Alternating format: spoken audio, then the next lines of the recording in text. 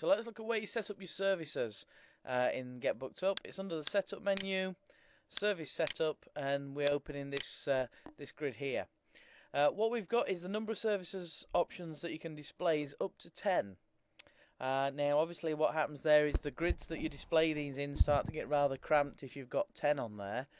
The reason we allowed so many was mainly so that if you do want to change your service levels at a later date or change the names of your packages or the services that you offer, you can do so by adding extra ones on the end and then closing up the earlier package prices or the earlier service prices within the grid. And if you've watched the video about how the quotation section works, you'll understand about the moving grids up and down and closing them. So if I want to add another service, I do so by clicking number of service options at the top here. I'll change that to 5, hit enter, and that'll add on the 5th column here. Now the code, that's a 3-digit code just to make sure that it's easily visible in the system. So let's say I want to call this anti-allergen service, so I can call that AAS in the code, and the service description can be anti-allergen service. And then that'll appear in the columns within the quotations and job sections as well. So as I say, you can have up to 10, but we recommend no more than sort of 4 or 5 on at any one time.